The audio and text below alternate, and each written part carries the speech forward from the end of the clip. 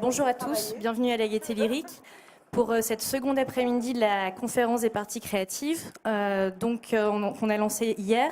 C'est un programme qui est proposé par la Gaîté Lyrique et ARCOP 21.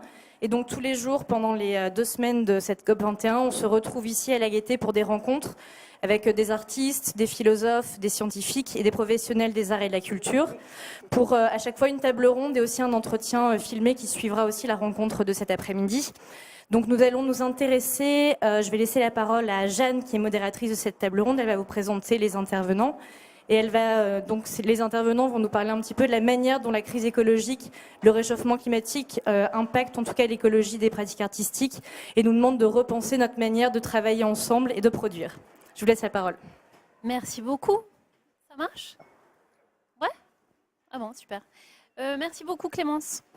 Et pour tous ceux qui sont là avec nous, je vous invite à nous rejoindre et à nous entourer si vous avez envie.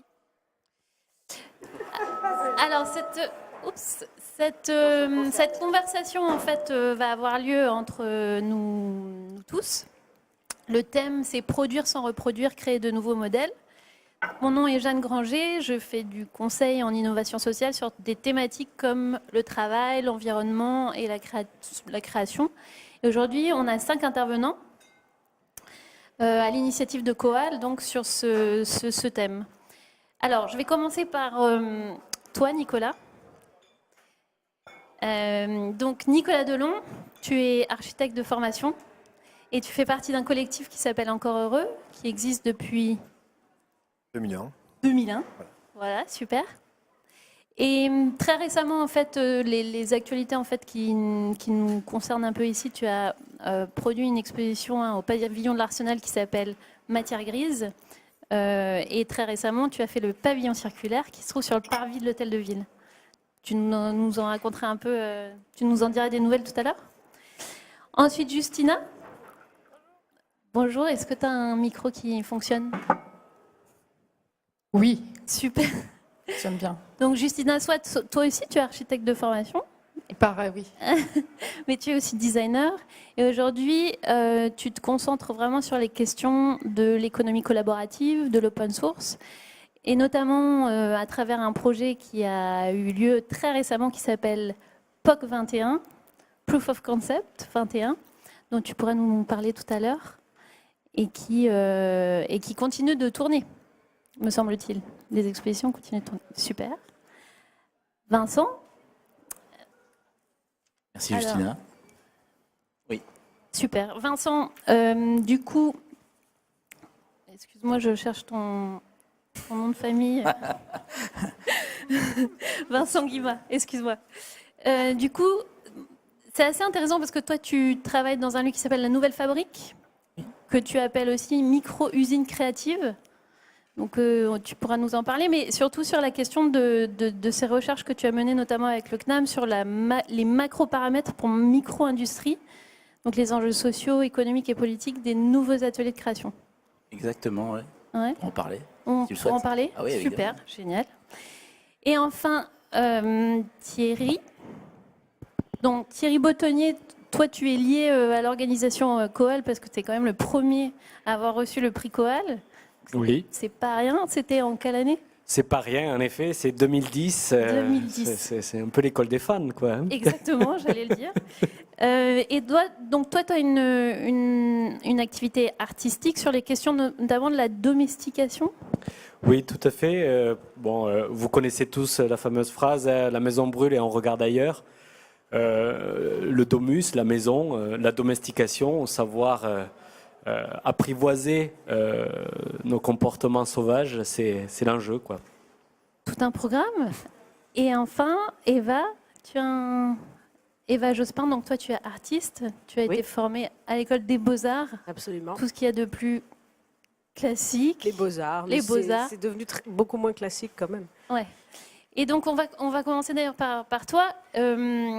En fait, ce qui est intéressant dans Produire sans reproduire, sur la question du travail notamment, donc ton activité, c'est vraiment une activité de sculpture, ouais.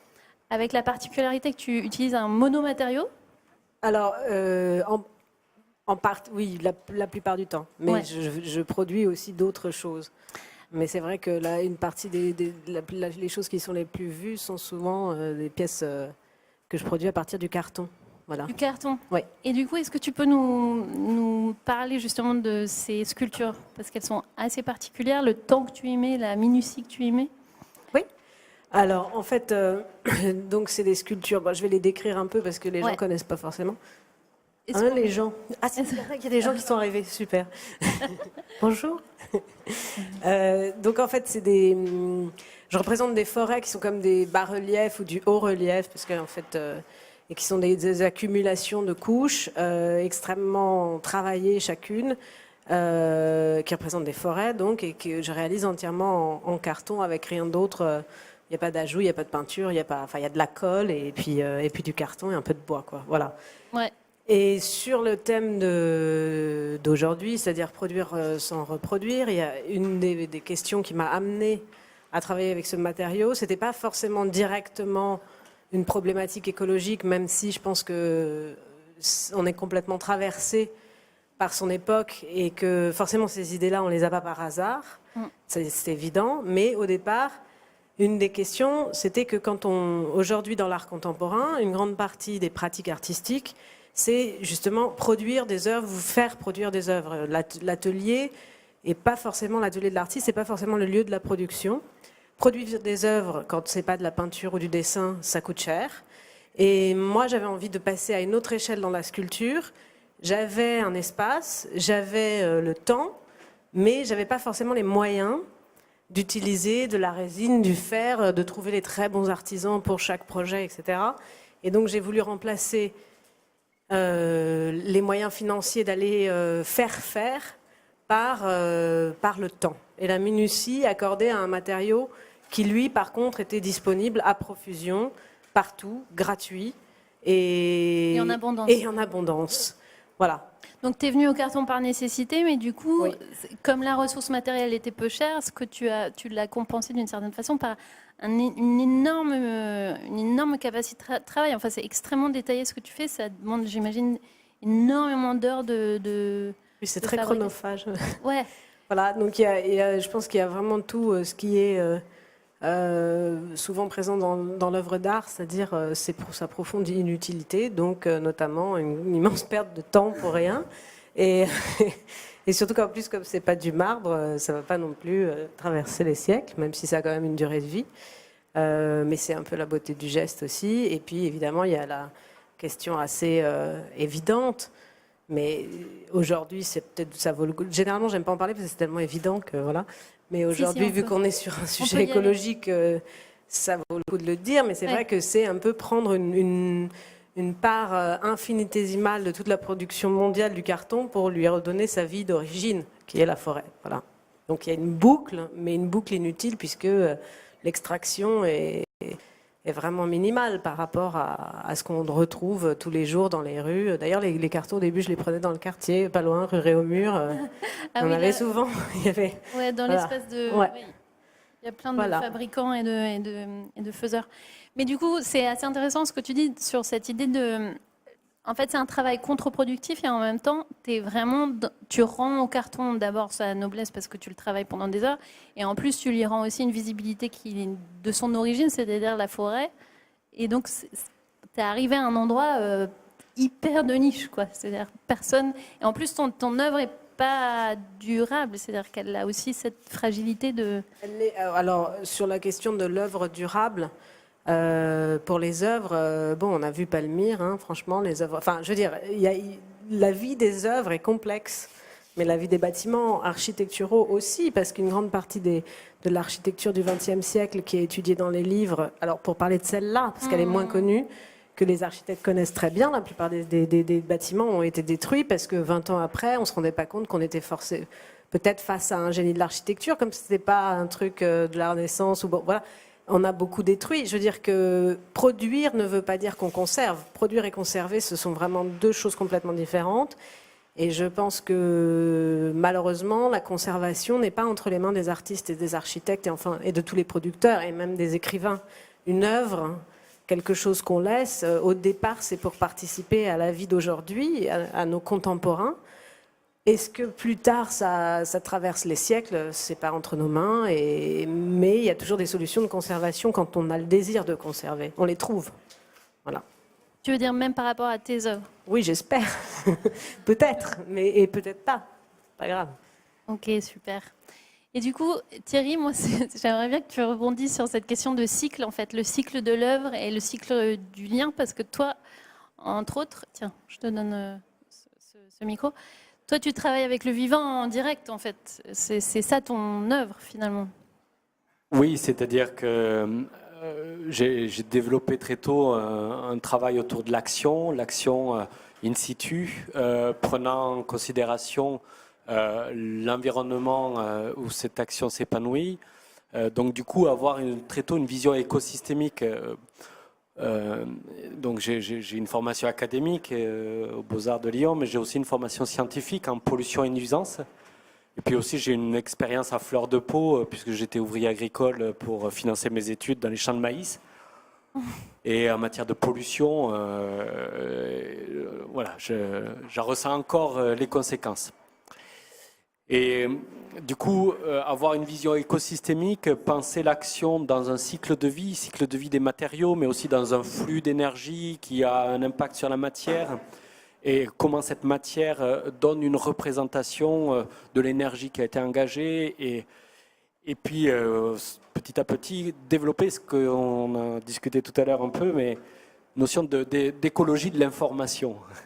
C'est-à-dire Ok, alors développe un peu. non, mais qu'en gros, on ait une gestion globale et intégrée et que les représentations qui nous meuvent soient cohérentes avec les formes et l'énergie qu'on a engagées. En tout cas, essayer d'être cohérent. Ici, il y a contradiction. Mais en gros, concrètement, quand en 2010, j'ai proposé, dans le cadre d'une rénovation urbaine avec la MJC, la ENEC Mermoz, de développer une pépinière urbaine où on ferait du porte-à-porte auprès des habitants pour leur soumettre 4 esquisses et pour qu'ils en choisissent une. Et ils ont choisi globalement l'idée de parrainer un arbre et que cet arbre soit transplanté durant le chantier, dans le chantier. Très vite, il y a eu un travail d'enquête au préalable dans la conception où, bon, ben voilà, rénovation urbaine, travaux de réhabilitation, des bâtiments qui se détruisent, d'autres qui se construisent. Tu étais sollicité en tant qu'artiste à ce moment-là? Alors j'ai été sollicité dans le cadre de la politique de la ville en tant qu'artiste pour accompagner les habitants aux transformations urbaines. Mais je ne voulais pas être un animateur socio-culturel, bien que j'accorde énormément de valeur à la question socio-culturelle.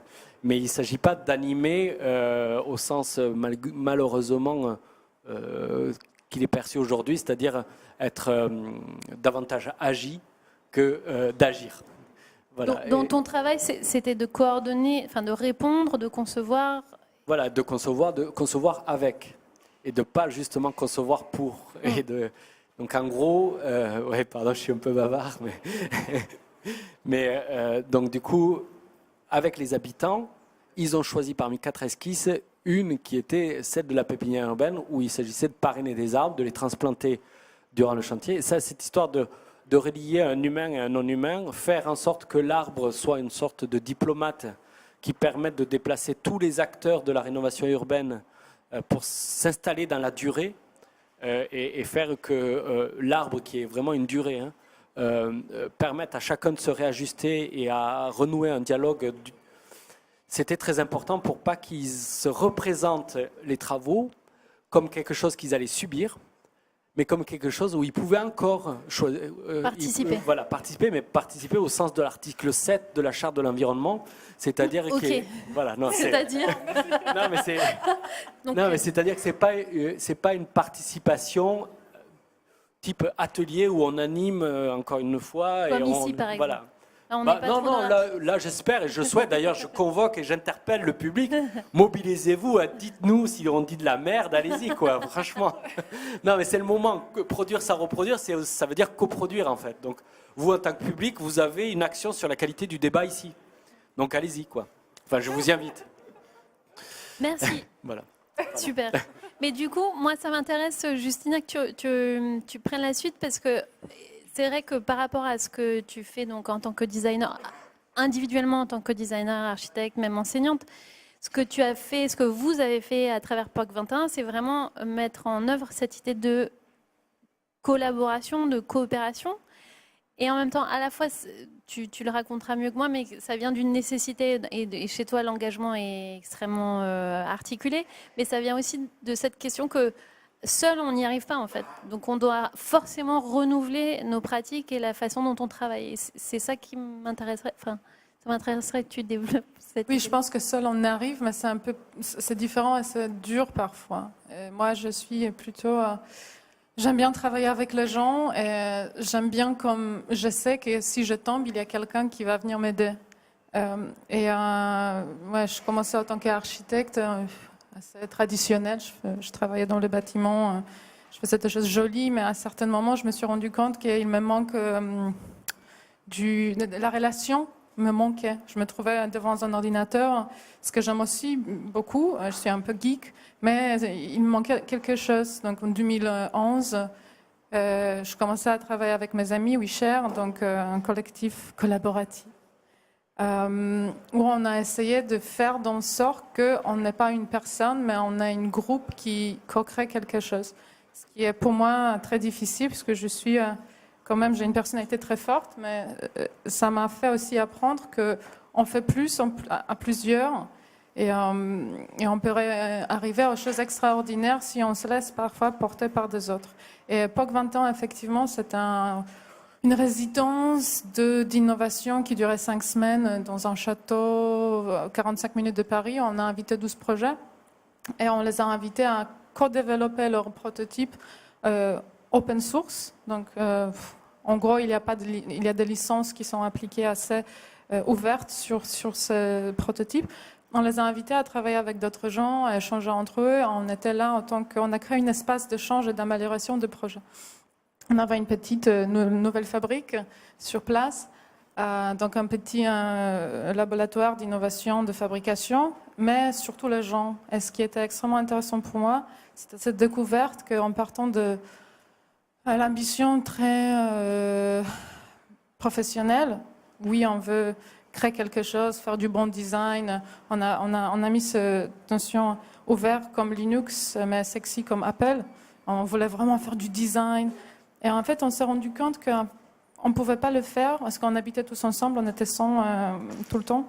On ne pouvait pas le faire si la communauté n'allait pas bien. Donc en fait, finalement, on s'est retrouvé à nourrir cette communauté puisqu'on peut produire le but, donc développer les 12 projets et faire une exposition. Donc moi, en tant que quelqu'un, je suis une fille unique, je n'ai pas l'habitude d'être entre les gens. C'est une expérience extrêmement ordinaire et je peux dire que oui, c'est très important de faire ensemble, de produire, pas forcément reproduire, mais se baser sur le travail des autres et aussi de partager ce travail. Mais j'aime beaucoup open source, mais je crois qu'il ne faut pas non plus dire qu'on doit tout laisser à tout le monde. Voilà, servez-vous comme vous voulez. Mais faire ça dans une manière intelligente et surtout dans ce domaine d'écologie. Moi, ce que je dis souvent, c'est qu'on a un gros problème, on a peu de temps. Si on veut y aller, il faut y aller nombreux. Donc j'essaye de dire aussi aux étudiants de design de faire des projets où ils peuvent intégrer des gens. Ouais. Et penser être acteur en tout cas. Ouais. Et justement, à ce propos, Nicolas, c'est intéressant parce que dans votre cas, donc vous êtes vraiment architecte, vous êtes architecte, c'est votre cœur de métier. Mais ce qui est très intéressant, c'est que dans votre pratique, en fait, vous vous êtes retrouvé assez isolé par rapport à la question environnementale, dans la mesure où la chaîne, en fait, est tellement complexe et comprendre qui sont les parties prenantes est devenu tellement illisible que vous avez dû développer, en fait, d'une certaine façon, diversifier vos activités. Et une des choses que vous avez développées, donc, à travers des outils comme des expos ou des bâtiments pilotes comme le pavillon, vous avez développé, du coup, vos propres capacités d'aller chercher les ressources nécessaires pour mieux comprendre, voire pour fédérer. Du coup, ça c'est complètement nouveau dans votre pratique. Enfin... En fait, c'est une double intuition. La première, c'est que la situation nous oblige en fait à innover et au sens collectif. C'est-à-dire que c'est intéressant de voir la diversité des profils et d'en voir que chacun aussi de son point de vue, questionne un environnement avec des connexions, parce qu'on est tout le temps en train de s'échanger des choses, mais en même temps, je pense qu'on ne peut pas non plus tout s'échanger. Et nous, par exemple, on ne se revendique pas artistes, et on pense que les artistes sont des sentinelles, des explorateurs qui, des fois, nous montrent des voies, et que nous, par ailleurs, quand on construit un bâtiment, c'est d'autres voies qu'on doit interpréter. Donc ça, c'est la première intuition. Et la deuxième intuition, c'était le fait de s'être totalement coupé de deux choses. À la fois, c'est de notre rapport à la matière. C'est-à-dire que nous, après 6 ans d'études dans une école d'architecture et 10 ans à construire des bâtiments, on s'est rendu compte qu'on ne savait rien sur la provenance de ce bois, de cette table, que ça pouvait venir des milliers de kilomètres, que tout ça c'était totalement masqué, et qu'on nous demandait uniquement de répondre à des normes, mais qui elles-mêmes étaient très très discutables. Et par ailleurs, qu'on s'était aussi coupé des gens qui mettent en œuvre cette matière, qui sont ces savoir-faire. Et ça a été une espèce de choc, en tout cas de prise de conscience. Et donc l'exposition Matière Grise a voulu partager cette prise de conscience. Et on a été très très surpris par l'engouement que ça a suscité. Comme si à un moment donné les choses étaient presque là, mais il y avait aussi un moment besoin de les partager, de les échanger. Et on a eu des retours de personnes très très éloignées même de ces problématiques-là, mais qui... moi, je pense qu'au fond de nous-mêmes, on sait aussi vers quoi il faudrait tendre, sauf qu'on n'arrive pas à changer ces verrous-là. Aujourd'hui, la vraie question qui va nous occuper dans les prochaines années, ça va être de savoir est-ce qu'on va aller assez vite dans ces changements-là, de paradigme constructif notamment. Le monde de la construction, c'est 20% des émissions de gaz à effet de serre. Donc c'est un énorme paquet, hein. Mais ça, on en parle très très peu. Et en même temps, un architecte, il consomme de la matière, donc il affaiblit l'environnement en fait. Notre métier, c'est de détruire des choses pour en construire d'autres. Donc du coup, quand on commence à questionner ce rapport destruction, construction, déconstruction, c'est aussi une nouvelle approche, et c'est aussi dire que les ressources sont peut-être pas forcément là où on les imagine. Et donc, ça rejoint aussi ce travail dont tu parlais sur la ressource. Aujourd'hui, on a un enjeu très important à identifier des ressources et trouver des façons d'y répondre. Il y a une très belle citation de Jean Prouvé qui dit, par rapport à le titre produire, reproduire, il y a aussi la question de l'industrialisation qui est sous-jacente. Et l'industrialisation nous a déconnectés de toutes ces choses-là, nous a déconnectés de l'effort parce qu'on a de l'énergie peu chère.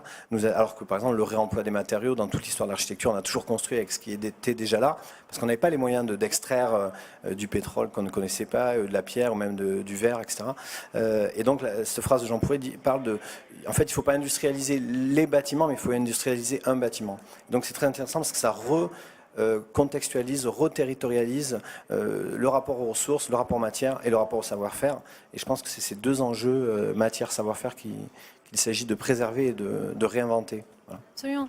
Et ce qui est très intéressant, alors du coup, Vincent, toi, tu seras à même de continuer cette idée, c'est, dans ton cas, en fait, vous avez dû développer aussi une compétence à aller vous connecter aux autres. Et je pense que cette nécessité dont tu parles aussi, Justina, très bien, c'est ce besoin d'aller se connecter aux autres sans en comprendre exactement jusqu'où ça va aller, en fait, jusqu'où on va s'engager, et on le fait à la fois par engagement mais aussi par nécessité. Du coup, il y a ce truc de, bon, on est dans la mixité, il y a des interlocuteurs multiples, avec des enjeux multiples et aussi des cycles d'intérêts divers. Comment on fait, notamment dans une nouvelle fabrique, pour faire en sorte que cette transmission ait lieu alors qu'on a un public hétérogène, complètement hybride. Et je sais que dans ton cas, il y a cette idée de transmission qui est hyper importante, notamment sur les savoir-faire, sur comment on ouvre en fait l'accès à ces savoir-faire. Comment vous procédez à la nouvelle fabrique ? On apprend sur le tas, hein, puisque par exemple, je suis à Nouvelle Fabrique, mais je suis juriste de formation. Donc évidemment, la question des matériaux, pareil, je me la posais. Alors, j'avais pas cette préoccupation d'architecte de savoir, mais comment je construis. J'étais un peu curieux de tout ça. Et c'est vrai qu'on a de plus en plus de gens qui sont curieux de ça.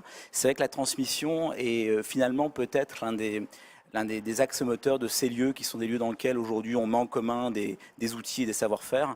On ressemble un peu à ce que était la régie de quartier dans les années 60, revue et corrigée à l'époque du numérique, puisqu'on va partager beaucoup de fichiers, on va s'intéresser, on va avoir beaucoup de méthodes, de process, on parle beaucoup de parcours de connaissances aujourd'hui où les gens vont apprendre un peu à la hussarde, à barbare, des choses sur Internet, sur le terrain. Et il s'avère que sur le lieu où on est aujourd'hui, on a des fois des gens qui arrivent, qui ont une formation de musicologues et qui sont bien plus calés que nous sur certains types de bois parce qu'ils ont appris ça en ligne et ils viennent nous informer sur bah oui, vous pouvez travailler sur cette type de matière-là.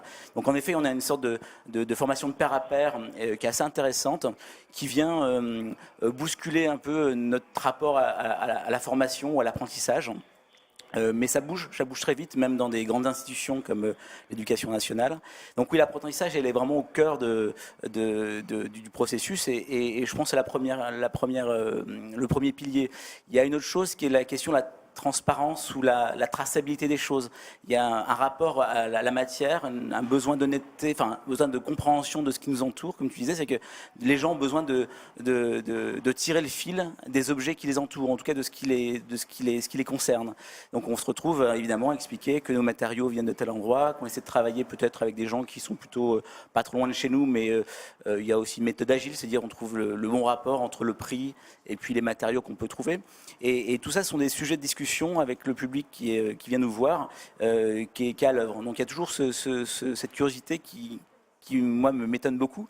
Et les gens acceptent finalement de s'ouvrir, donc de ne pas venir en expert, et aussi peut-être parce que nous ne sommes pas des experts à l'endroit où on se trouve. C'est-à-dire qu'on travaille, nous, une matière. L'endroit où on se trouve, pour revenir juste, donc la Nouvelle Fabrique, on est plutôt sur le bois, et on s'est regroupé avec d'autres acteurs. On travaille sur la céramique, le verre, la question de l'impression 3D aussi, et la question de la lumière.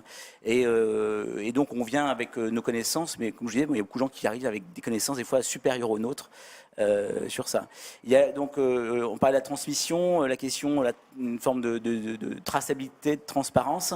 Il y a la question de... Alors, on parle beaucoup du collectif, mais il y a quelque chose qui est quand même à l'œuvre aujourd'hui, c'est... On essaie tous plus ou moins de se dessiner de plus en plus en tant qu'individu. On est quand même de plus en plus à essayer de savoir ce qui nous anime, et quelque part on a besoin d'une sorte de retour. Donc nos lieux sont aussi des zones où on met en scène, pas pour faire du marketing, mais où les gens se mettent en scène pour trouver leur place, et on met en scène le travail. Donc voir les autres travailler, c'est aussi accepter qu'on puisse travailler ensemble, entre travailleurs, entre gens qui vont faire, mais aussi activer le regard des autres. Des fois, on va avoir 15 gamins, et s'il y en a 2 qui travaillent, pourquoi pas. Si les autres, ne serait-ce que par le regard et par l'exemplarité, on arrive à activer quelque chose en eux, c'est déjà une réussite. Et cette question d'exemplarité, justement, que je voulais aborder, elle est intéressante parce qu'elle vient... L'exemplarité, c'est pas l'excellence. Et souvent, l'excellence, c'est quand même aussi un frein à faire les choses. Et donc, on se retrouve à une sorte d'attitude à avoir qui est celle de... j'essaie de faire les choses, et donc mon exemple, c'est de me tromper et peut-être de dire que mon erreur va être évidemment une façon de m'améliorer. Alors évidemment, ça fait l'impression d'enfoncer un peu des portes ouvertes, et puis qu'il y a un truc peut-être un peu bisounours là-dedans, mais il y a vraiment ce mode de fonctionnement chez un public qui est dit amateur. Alors juste peut-être pour finir juste là-dessus, sur cette question d'amateur et professionnel, il y a une porosité de plus en plus importante entre l'amateur et le professionnel, et aujourd'hui, quand on me pose la question, je dis je suis pas convaincu de savoir où est vraiment le professionnel de l'amateur.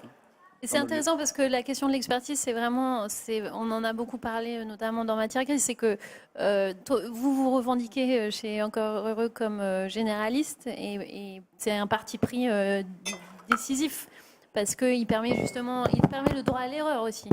Et dans ce droit à l'erreur, ou dans cette plasticité dont tu parles, c'est aussi l'expérimentation et la capacité d'aller chercher l'information qui nous est utile au bon moment. Et du coup, c'est vrai que pour vous, il y a parce que j'ai l'impression qu'il n'y a pas d'experts fondamentalement dans votre domaine, tellement il y a de silos et encore une fois, parce que on est à des échelles bien plus grandes qu'un quartier. On est à l'échelle de la ville, par exemple. La question de l'expertise, nous, elle nous fait très peur parce qu'on a cherché en fait à compartimenter les cursus, même les champs de connaissances pour des assemblages complexes où en fait on s'est rendu compte qu'on perdait totalement à la fois la cohésion d'ensemble, la vision, et puis du coup le recul nécessaire pour savoir si ce qu'on était en train de faire était juste ou pas. Et donc la question de cette approche généraliste, on peut le rapprocher de la médecine par exemple. On sait qu'un médecin très très spécialisé, il va peut-être être très bon techniquement, mais peut-être qu'il va vous soigner à un endroit alors qu'en fait le problème est ailleurs, mais il ne va même pas regarder cet autre endroit parce que lui il sera juste là pour voir si vous avez mal aux dents ou mal aux pieds, mais peut-être que c'est mal à la tête en fait. Et donc on s'est rendu compte que dans nos professions il y avait aussi cette tendance lourde. Alors en plus en architecture il y a une double spécialité, c'est que à la fois on est spécialité sur des types d'opérations mais aussi sur des programmes. C'est-à-dire que si vous faites des écoles, vous allez faire toute votre vie des écoles parce que pour faire une école il faut d'abord avoir fait une première école Voilà. Et donc le premier concours que vous gagnez, c'est un peu par hasard, et ensuite toute votre vie vous continuez dans cette voie-là, alors qu'on a le sentiment que les choses sont beaucoup plus imbriquées, plus complexes, et que peut-être c'est après avoir fait 2 écoles que vous ferez un très bon logement, ou inversement après avoir fait des choses très variées. Donc c'est un peu ce qu'on essaie de défendre, avec beaucoup de conviction, beaucoup d'énergie, mais parfois pas forcément un résultat. Je pense que collectivement, il y a aussi la question de l'efficience de ce qu'on est en train de faire. Et qu'il ne faut jamais qu'on oublie ça, pas dans un sens productiviste, de dire est-ce qu'on rapporte, est-ce qu'on fait augmenter le PIB. On sait que la culture est une part très importante, plus qu'on pourrait le penser, mais de dire voilà, nos énergies, les journées n'ont que 24 heures, où est-ce qu'on met nos énergies individuellement et collectivement. Et nous, c'est des choses qui nous passionnent sur ce rapport aussi à la méthode.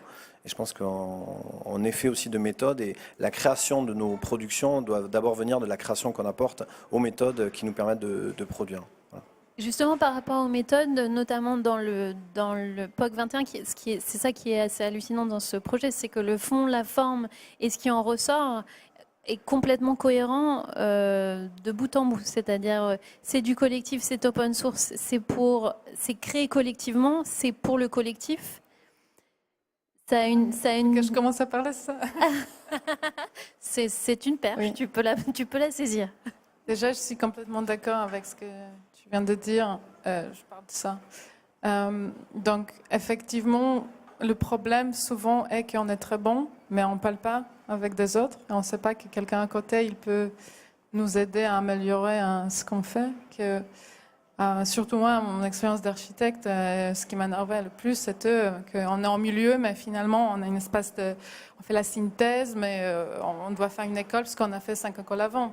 Et peut-être parce qu'on n'a jamais fait de logement qu'on va créer quelque chose d'innovant dans le logement, et c'est pour ça qu'il faut peut-être qu'on le fasse. Donc, ce qui est intéressant dans POC, n'importe quelle chose que je fais, c'est que nous, on se retrouve, en tout cas en tant que designer, c'est pour ça que je parle en tant que designer aujourd'hui, c'est qu'il y a certains gens qui sont peut-être plus capables de faire ce rôle de traduction ou de lien, de nœuds, peut-être pas de nœuds, mais de connecteurs, voilà, pour peut-être aider certains métiers ou certaines expériences d'échanger entre eux.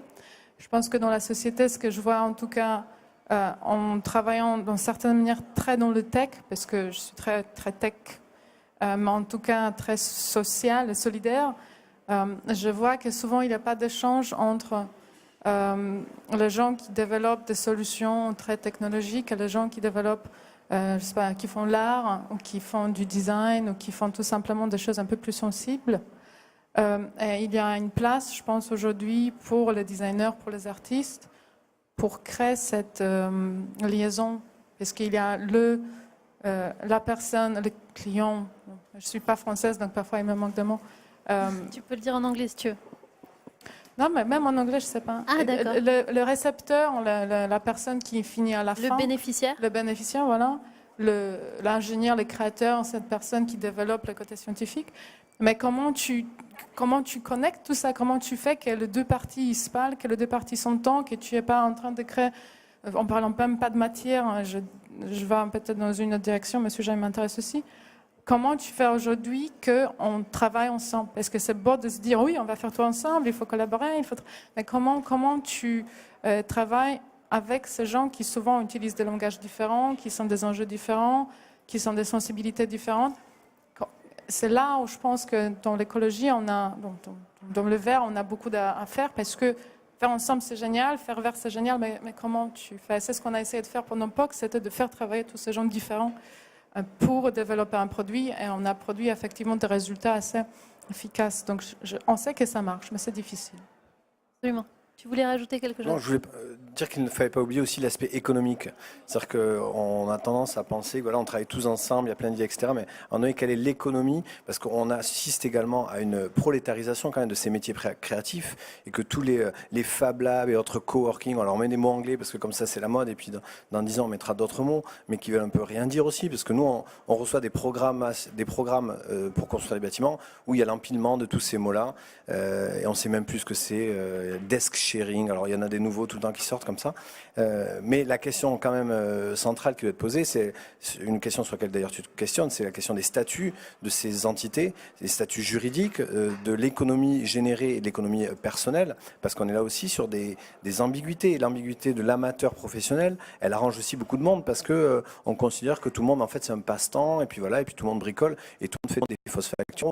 Donc à un moment donné, ça pose quand même aussi des vraies questions de société, d'oublier de regarder l'aspect vraiment purement économique. Mais Ouais, alors c'est une très bonne transition parce que j'aimerais bien qu'on en parle avec toi, Thierry. Produire sans reproduire, moi, ça me fait vraiment penser à cette idée aussi qu'on est dans l'hyper-abondance et que comment on fait pour continuer de produire quelque chose d'efficient mais aussi d'impactant, quoi, tout simplement.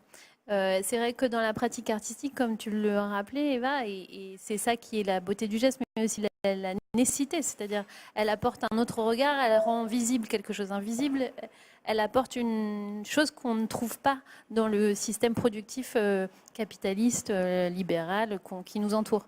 Du coup, moi, ce qui m'intéressait, c'est que tu es hyper inspiré par Joseph Beuys. Personnellement, ça fait partie de mon panthéon des gens que j'aime bien. Et du coup, j'aimerais bien que tu nous parles un peu de cette idée de comment toi tu fais pour travailler avec les gens et justement rendre à ce travail à la fois une qualité artistique, mais en même temps économiquement comment ça se passe, comment eux le reçoivent. Les bénéficiaires, en l'occurrence, ne sont pas des bénéficiaires spécifiques, c'est un grand public, parfois c'est un public scolaire, parfois c'est un public qui n'est pas encore dans cette logique de vie et de marchandises. Ouais. Comment ça se passe? Ouais, il y a beaucoup de choses quand même qui se disent et effectivement, il va falloir tu peux y aller par petits points. Tu peux y aller. Hiérarchiser. Quand je parlais d'action intégrée, c'est ça. C'est-à-dire qu'en gros, et là, je pense qu'il faut expliquer ou définir qu'est-ce qu'on entend par économie. Si on parle d'économie telle qu'on en parle d'une manière commune comme étant un type d'échange avec une idée principale qui est la propriété privée, on échange des biens et autour de l'échange monétaire notamment, et puis avec tout ce que ça arrive de niveau d'abstraction avec la finance, etc. Si on parle de cette économie-là, évidemment, c'est très difficile d'agir là-dedans. Cependant, il est en train de s'opérer quelque chose qui est une transformation de cette économie. On parle de plus en plus d'économie du partage, d'une économie de l'usage, etc. Moi, concrètement, je n'ai pas attendu Jeremy Rifkin, bien qu'il a beaucoup travaillé avant moi, et ça, c'est très bien. Mais Joseph Beuys non plus n'a pas attendu Jeremy Rifkin. On mettra des petits liens sur le site. Voilà. Mais Joseph Beuys, quand il questionne le capital, c'est ça, il questionne l'idée d'une économie extractiviste qui accumule et qui redistribue. Et donc, du coup, on est loin de l'idée de l'économie circulaire et d'un cycle de vie des matériaux et où l'énergie et la matière s'épousent. On est vraiment dans la pure perte, quoi. Là, concernant concrètement le projet Prenez Racine et la pépinière urbaine, initialement, c'était sur un budget politique de la ville avec une enveloppe, grosso modo, de 15 000 € pour une année, avec un budget rénovation urbaine à peu près de 50 millions d'euros ou 5 millions d'euros. Je vais revoir sur les zones de la ZAC. Donc, c'est rien. C'est la poussière d'étoiles, quoi. Mais c'est déjà ça. Et du coup, à partir de ça, on a frotté les silex et avec la MJC, avec le bailleur social, Grand Lyon Habitat, avec la maîtrise d'œuvre et la maîtrise d'ouvrage, la maîtrise d'œuvre Anne-Laure Giroux et Tim Boursier. En gros, on a fait une sorte d'ingénierie bricolée, repenser, imaginer grâce à l'arbre des réajustements possibles, des espaces de respiration, hein, puisque les arbres, ça nous aide aussi beaucoup à ça, hein, surtout à ça, à respirer. Et donc je respire. Et donc du coup, avec tous ces acteurs-là sur le terrain, on a inventé une économie, on qualifiera du partage, on a croisé des financements et on a pu permettre à des habitants qui vivent pendant plus de 10 ans des chantiers. Donc ça, quand on a un mois de chantier à la maison, tout le monde dans les quartiers, c'est 10-15 ans. Imaginez ce qui se passe après en termes de dissolution du tissu social, en termes de frustration, etc. C'est lourd, c'est très lourd. Je crois qu'on ne se rend pas assez bien compte de ce qui se passe dans les quartiers en rénovation urbaine depuis 2005, et même avant. Mais en tout cas, là, les habitants, grâce à une bonne volonté partagée, ils ont pu développer une autre économie dont on va parler, qui est une économie du ménage, qui en gros, quand on leur a proposé de parrainer un arbre, ils ont très vite compris, ah bah oui, je vais le planter, je vais le soigner. Et d'ailleurs, je voudrais un arbre fruitier, je voudrais un figuier, je voudrais un olivier, je voudrais un cerisier. Et un arbre productif, quoi. Et bien voilà, donc et là on revient sur la question de la domestication, mais on sent qu'ils veulent rendre leur environnement habitable et où ils pourraient s'en nourrir de cet environnement-là, et où ils ne seraient pas réduits à donc des acteurs qui subissent et qui passent leur temps à consommer et à travailler. Voilà, donc on a ouvert un peu les horizons grâce à cette pépinière urbaine. Et moi-même, j'ai été le premier surpris par la capacité à tous les acteurs de se réajuster. Donc moi j'ai énormément appris en faisant. Voilà, bon. Merci. Et du coup, Vincent, moi j'avais envie que tu rebondis sur ce qu'a dit Nicolas. Ouais. Je trouvais rarement j'entends ça, mais c'est vrai que cette porosité entre l'amateur et le professionnel, pour moi, est c'est un des grands risques d'une sorte de détricotage du monde du travail. Alors, je ne suis pas du tout expert dans ce domaine-là, mais on sent qu'il y a les prémices de quelque chose. J'avais lu un article, c'était un document qui s'appelle Factory at Home, Emergency of Personal Fabrication. C'était une sorte de document fait par le département américain en 2010 sur comment on peut penser la fabrication à la maison, la domestication du travail. Et donc, avec tout ce que ça a de fantasme sur demain, est-ce que l'usine sera chez les gens? Et finalement, est-ce que je suis entrepreneur chez moi et finalement, suivant peut-être une modification importante de ma de mes couvertures sociales, de plein de choses. Et c'est vrai que, alors évidemment, c'est une sorte de fiction, hein, mais je pense que c'est intéressant de l'observer, ça. Qu'est-ce que c'est que travailler? Est-ce que dans nos lieux, est-ce que les gens travaillent réellement? Justement, parce que c'est quelque chose qui, pour vous, est particulièrement intéressant à observer, j'imagine, à la Nouvelle Fabrique, c'est qu'on est productif et en même temps, c'est sur un espace de loisir ou c'est un espace qui est pas considéré. On n'est pas vraiment un espace de loisirs. On dit qu'on a une usine qui s'ouvre. Et avec usine, déjà, c'est un mot. Oui, mais sûr qu'on alors on est une manufacture qui s'ouvre et qui essaie de mettre en scène le travail. Pas pour s'amuser, mais parce qu'on pense que, question du geste, voilà, il y a quelque chose d'intéressant. Donc c'est pas tellement un espace de loisirs. Il devient, mais il est assez contrôlé. Loisir, pas dans le sens où la Nouvelle Fabrique est du loisir, mais les gens qui y viennent, quand ils produisent chez vous, ne produisent pas dans une démarche. Justement, c'est une vraie question, ça. Qu'est-ce qu'on produit dans ces lieux-là? Qu'est-ce qu'on produit? Je pense qu'on produit déjà une capacité à peut-être se rassurer, on va dire en public, se dire bon, je peux manipuler, je vais voir si je suis capable de tenir un marteau, quelques outils. Mais il y a de plus en plus, en effet, ce type de public-là qui sont des créatifs, qui sont finalement un peu le fer de lance d'un nouveau type d'économie, où les gens vont essayer d'une économie un petit peu à la marge, c'est-à-dire je vais essayer de fabriquer 2-3 objets pour m'amuser, je vais peut-être en faire une économie, et tout doucement, peut-être je vais essayer d'en vivre. Et ce pourquoi on s'est battu, en tout cas ce qui m'intéresse, sur cette question de la métamorphose du travail, comment on a des zones comme ça d'activation locale avec une vraie capacité à agir sur le terrain, sont confrontés à de nouveaux acteurs, enfin confrontés, c'est pas le terme, mais en tout cas on les voit venir, une sorte de projets intermédiaires qui commencent à voir le jour, qui sont, je pense à Etsy par exemple, je pense à toutes ces plateformes qui naissent, même des plateformes avec lesquelles on travaille. Je retrouve des méchants qui sont gentils, par exemple, je pense à OpenDesk avec qui on travaille, finalement deviennent des intermédiaires et vont dans un sens qui est finalement celui que j'aurais tendance à critiquer, celui de standardiser, d'automatiser, de calculer en permanence et de normer finalement une façon de penser les choses. Alors évidemment, je tire un petit peu comme ça à vue et j'affine pas tellement ma critique, mais ça pose la question en fait de qu'est-ce qu'on est en train de construire, quels sont les nouveaux types d'économies qui se mettent à l'œuvre, et pas uniquement l'économie financière, mais aussi qui sont ces nouveaux intermédiaires, comment on réorganise le travail, voilà, autour de ça, avec une présence, donc une volonté d'activer nos projets très localement, donc de vraiment des acteurs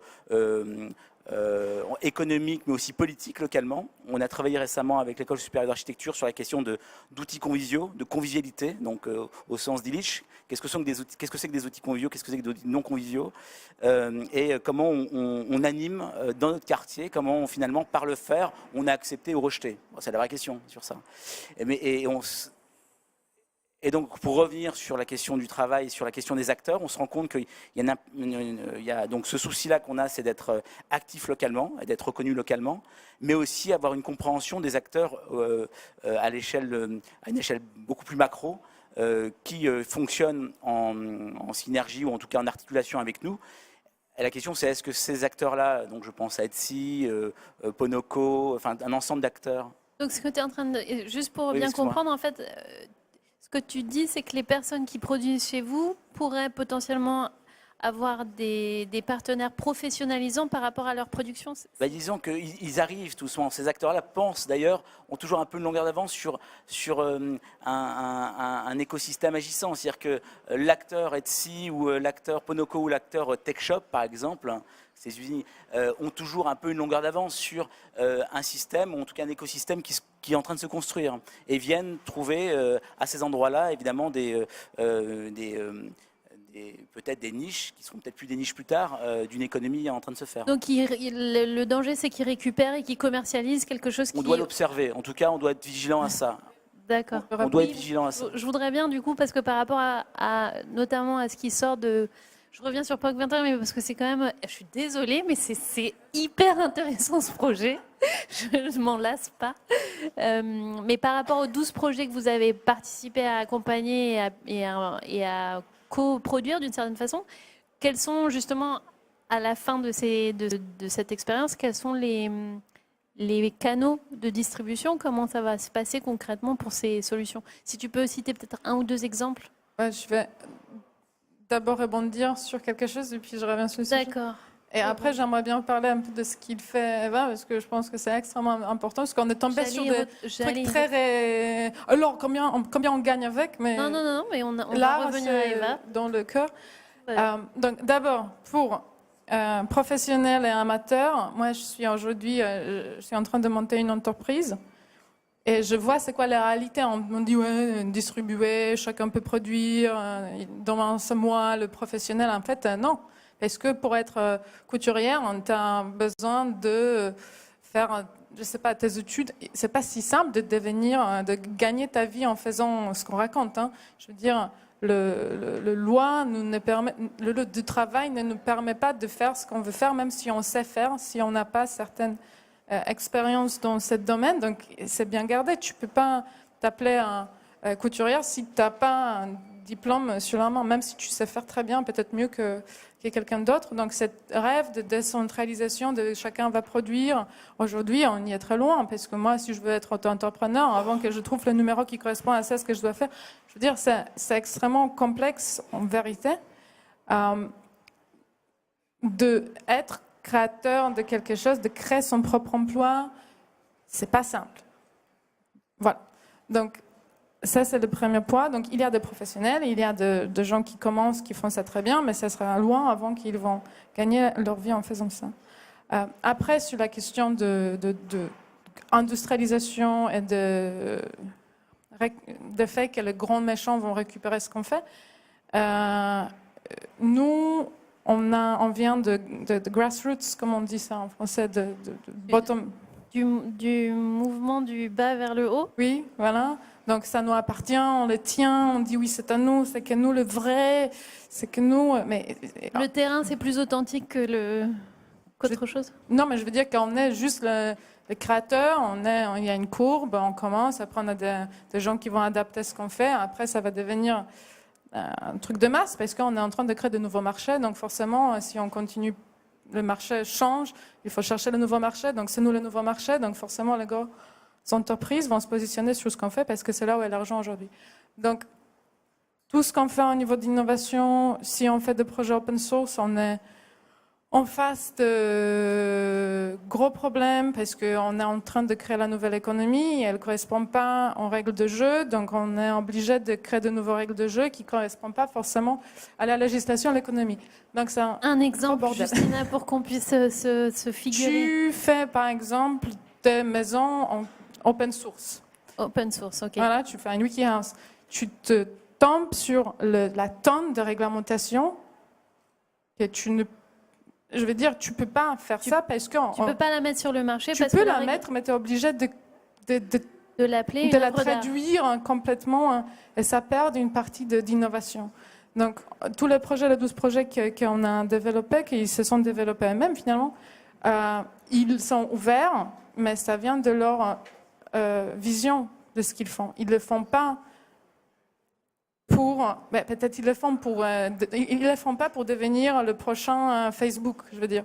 Ils ne le font pas pour devenir milliardaire, ils le font pour avoir un impact. Mais parce que la base, c'est le militantisme, c'est l'activisme. Ils sont Oui, parce qu'ils tous font ce qu'ils engagés. aiment. C'est des gens qui sont profondément convaincus et ils font ce qu'ils aiment. Ils veulent développer des choses qui ont un impact sur le monde dans lequel on vit. Parce que je montre souvent ces slides où il y a un texte qui dit comment on a fini dans le monde où on n'a jamais voulu finir. Comme ça, voilà. Parce que c'est toujours en anglais. Et nous, on était tous comme ça, on est des rêveurs, on est un peu des anarchistes, on fait des choses qui vont changer un peu, bouger cette économie, bouger la législation. Mais aujourd'hui, en gros, chaque fois, on va retomber, même avec le projet open source. Oui, mais comment tu gagnes ta vie? Oui, mais qui est responsable si jamais il y a un accident?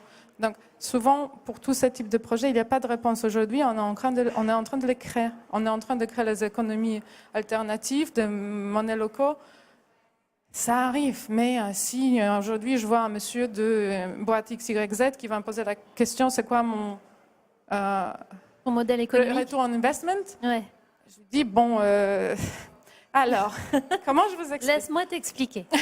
Donc, c'est des sujets qui sont très importants, qui existent, qui avancent. Mais souvent, on a besoin de travailler avec des gens, d'État, des avocats, pour bien ne pas rester trop dehors, mais de trouver des solutions qui nous permettent de fonctionner. Soit on finit comme certains de mes amis qui ont vie sans argent, par exemple. Ce qui peut marcher aussi aujourd'hui. Par choix. Ils vivent. Par choix, oui. oui. Mais du coup, on est d'accord que c'est bien dans cet espace qu'on appellera créatif, culturel, qu'on peut justement innover parce qu'il n'y a pas de réglementation dans ce système-là. Non, mais tu peux envoyer un message très fort. Tu fais un ouvrage d'art avec du papier pour écrire à la forêt. Je veux dire, c'est un message extrêmement simple, mais il faut que certains gens prennent un peu de temps de réfléchir, parce qu'on est dans un moment d'histoire extrêmement complexe, et je pense que l'arme qu'ils ont les artistes, les créatifs, est énorme. Il faut leur force. Oui, leur force de rendre visible. Quand je m'excite, je parle très mal français. Mais parce que j'ai compris l'arme, je ne savais plus si c'était l'arme ou l'arme. Non, mais c'est il y a une énorme force de sensibilité, de toucher certaines choses dans nos cœurs que pas tout le monde a en soi. C'est pour ça que je crois en artiste. Oui, absolument. Eva, s'il te plaît. Je sais pas. Mais moi, ce qui m'intéresse, c'est que c'est l'inverse. C'est que toi, tu n'es pas partie de l'activisme. Tu es partie vraiment juste de cette rencontre avec ce matériau. Mais au fur et à mesure, tu as développé quand même une certaine sensibilité. Oui, en fait, la question, c'est que quelque part, la position de l'artiste, elle est presque plus simple au départ parce que on sait, nous, qu'on va vivre longtemps sans argent, qu'on est un peu déconnecté de l'économie, que notre place, elle est étrange. C'est-à-dire qu'en fait, toutes les problématiques de place, d'économie qui ont été évoquées, je trouve que c'est hyper important et hyper intéressant d'en parler parce que je pense qu'à travers ce qui se développe aujourd'hui, il y a aussi une possibilité que les artistes connaissent très très bien, c'est qu'au fond, on fait ça par passion, donc c'est gratuit. Et la question de la gratuité est un vrai problème parce qu'elle peut être réutilisée. Parce que finalement, quand tu parlais tout à l'heure de l'usine et chez soi, c'est aussi de dire on sera isolé, on pourra plus défendre en groupe. Et dans le monde du travail, un artiste est isolé, mais en même temps se recrée ses réseaux d'artistes. Nous, en tant qu'artistes, finalement, moi, je me souviens, c'est une divagation, mais qui est importante. Vas-y.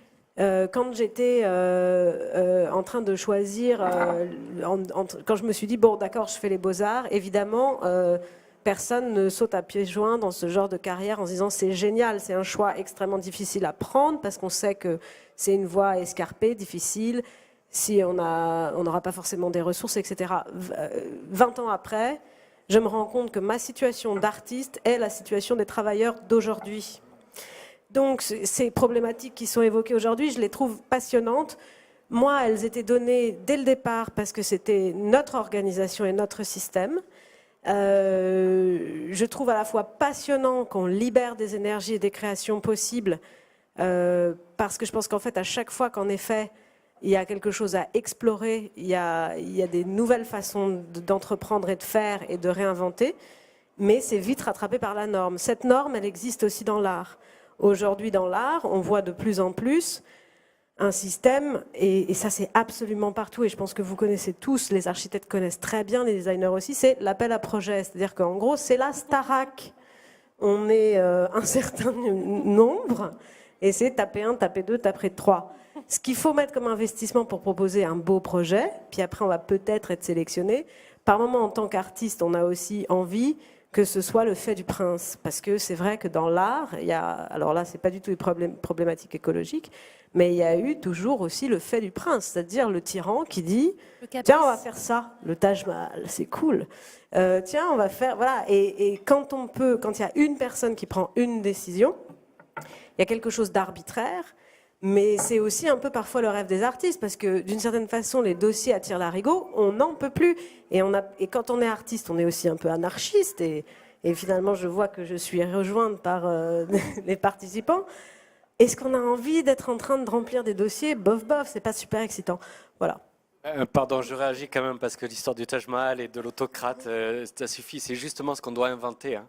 On doit inventer un autre rapport à l'autorité, où il s'agit à ce qu'on partage l'autorité. Et l'autorité de l'artiste, c'est la fumisterie si elle n'est pas co-construite avec un public qui est conscient lui-même d'être un public. Et à travers les procédures d'appel d'offres ou d'appel à projet, il se passe des réseaux d'acteurs avec des systèmes de prise de décision. Effectivement, c'est ce système d'experts qui anesthésie. Et donc, effectivement, il faut poser la question de la représentation du public dans ces prises de décision, pour savoir s'il y a un mouvement qui se crée ou si au contraire on est dans une forme de reproduction esthétique ou sociale de l'art. Bon, moi personnellement, le terme art, je le prends au sens latin. Il s'agit de faire. D'accord, on est peut-être tous ici un peu des faiseurs. Vous-même, vous êtes des faiseurs, ne serait-ce qu'en mangeant et en allant aux toilettes. Et donc, du coup, vous avez un impact. Non, mais c'est important dans l'histoire du flux et des cycles de vie. Il faut remettre dans le contexte. Merci. Je vais m'arrêter là, mais c'est sur la question du partage de l'autorité. Là, il y a quelque chose à inventer. On est en train de boucler peut-être 500 ans du droit d'auteur avec une autorité morale, une propriété intellectuelle, une propriété privée, tout un bagage juridique qui a conforté aujourd'hui ce qui arrange bien les GAFA. Google, Facebook et compagnie, qui s'approprient en tant que producteurs le contenu d'autrui. Alors peut-être on en reparlera, mais je pense qu'il y a un truc à inventer qui soit un peu plus souple pour pas qu'on ait justement à rappeler un homme providentiel, un saint, un maître, un autocrate qui viendrait remettre de l'ordre dans tout ça. Enfin, c'est vrai que par rapport à ce qu'évoque Eva, il y a l'idée du caprice, hein, le fait du prince et le mécène, le grand patron, mais qui est une figure de l'art depuis toujours, aussi parce que l'art avait d'autres missions que d'être juste le fait de la singularité de l'auteur. C'était aussi quelque chose qui servait peut-être la religion, le pouvoir en place, d'autres formes d'autorité. Mais ce qui est intéressant, et c'est vrai ce que tu dis, c'est que plus on observe en fait les travailleurs d'aujourd'hui, plus finalement ils ressemblent beaucoup aux travailleurs, enfin à l'artiste, à la figure de l'artiste. Et les artistes ont innové socialement. Alors on pourra dire que c'est une innovation plus ou moins réussie, plus ou moins paupérisante, plus ou moins socialement responsable. En revanche, et ce que tu pointes, et c'est ça qui est drôle, c'est que vous avez déjà vous générique des artistes singuliers qui travaillent seuls et qui signent avec leur nom et non pas au nom d'un collectif. vous êtes déjà dans une recherche finalement de quelle est la prochaine solidarité entre vous, quel est le prochain système potentiellement qui pourrait exister, alors que de l'autre côté, ceux qui rentrent dans la pratique artistique, mais par un autre biais, par le biais vraiment juste du faire, se pose pas du tout la question de la solidarité avec l'autre travailleur. Enfin, jamais. C'est vrai, mais je pense que en ce qui concerne les artistes, d'une certaine façon, plus les choses étaient organisées, plus elles étaient normées, puis plus elles se sont désorganisées, plus elles se sont ouvertes et elles sont en train de se rénormer. Il faut quand même s'en rendre compte. Et même si les pratiques sont à 360 degrés, il y a toutes sortes de choses, la façon dont elles s'insèrent culturellement, socialement, c'est très, très, très, très normé. Et à nouveau, voilà. Et je pense c'est pour ça que je trouvais que c'était intéressant ce que vous disiez, parce que je pense que vous êtes en train, chacun, bon, toi tu as une pratique artistique aussi, et comme formation, mais ouverte à d'autres choses. Quand il y a un terrain qui n'est pas défini, c'est souvent le moment le plus intéressant, même s'il est précaire, même s'il est compliqué. Pour l'art, aujourd'hui, on est dans plein de registres à la fois, parce qu'on est dans la débrouille, on est dans les choses pas définies, on est dans les institutions culturelles subventionnées, et on est dans l'argent. Donc il y a 3 secteurs, c'est schématique ce que je dis, mais c'est quand même... On se retrouve forcément dans un de ces secteurs-là. Et pour le meilleur, pour le pire, voilà. Mais en tout cas, c'est pour ça... Mais je pense que là, il y a un moment vraiment intéressant, et en même temps, il faut toujours... alors, les artistes prennent une responsabilité en choisissant leur carrière, qui est la possibilité de la précarité, et ils peuvent quelque part s'en prendre qu'à eux-mêmes, parce que généralement, ils ont complètement conscience qu'ils n'auront pas un salaire, un truc, voilà. Mais je pense que tout le monde ne doit pas être dans ce cas-là, absolument pas. Ce serait injuste, d'une certaine façon, que ou alors on réorganise toute la société pour que tout le monde soit là-dedans. Mais en tout cas, je pense que si au fond c'est précariser les gens qui travaillent sous prétexte que c'est la passion, et ben je ne trouve pas ça forcément un progrès. Voilà. Nicolas, sur le Juste par rapport salaire à ça, symbolique. je trouve que la précarité, elle est très dangereuse parce qu'elle est très inégale. Parce qu'en fait, on n'est pas du tout dans le même rapport à une précarité quand on a un environnement familial, professionnel ou historique qui vous permet de l'affronter. Et que par contre, quand on n'a pas du tout le choix, du coup, cette précarité, elle rend la vie impossible totalement. Donc je pense que ça, c'est vraiment quelque chose. Et les artistes sont responsables aussi de cet état-là, qu'ils maintiennent. Je pense qu'une grande partie, et je peux m'associer aussi, parce que nous, on est dans une ambiguïté de position un peu particulière, où à la fois on est conscient d'une forme de précarité, même si nous, par exemple, il se trouve que par rapport à ce qu'on a pu faire, on a plus de demandes qui nous arrivent que de besoin de répondre à des appels d'offres, mais parce que, je sais pas, voilà, c'est comme ça. Mais globalement, l'ensemble des gens qui nous entourent sont dans une très grande fragilité.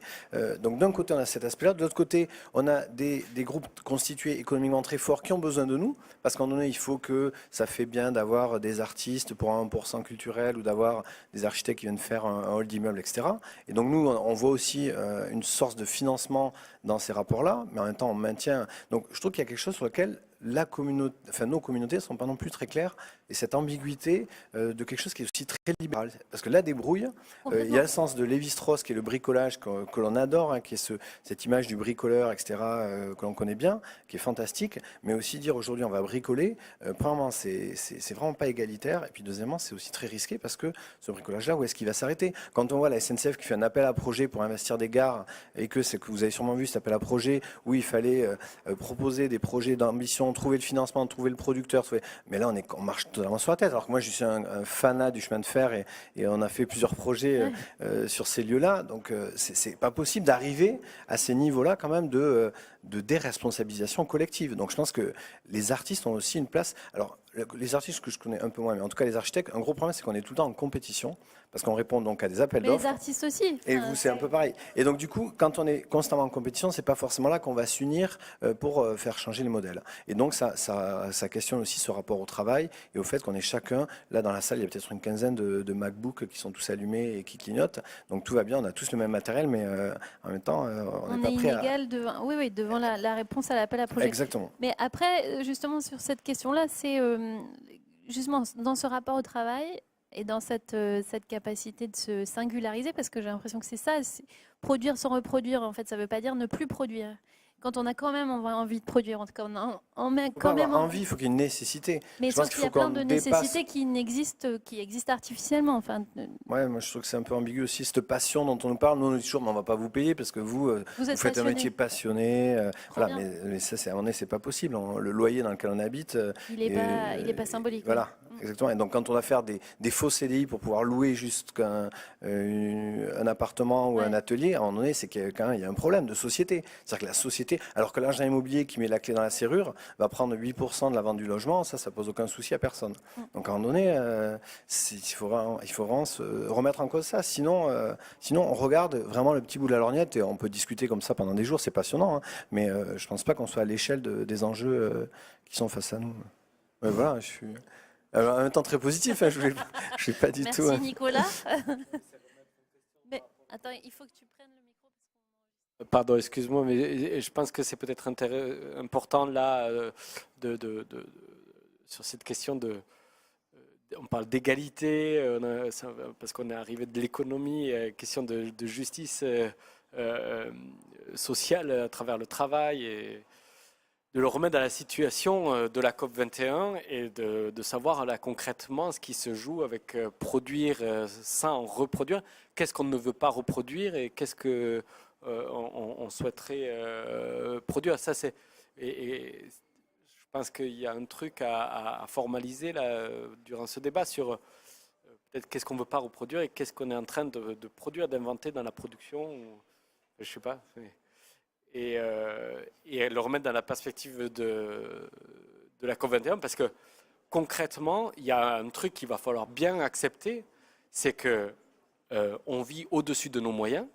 Là, tous autour de cette table, et quand je dis on vit au-dessus de nos moyens, ce n'est pas un discours catastrophique, c'est un fait.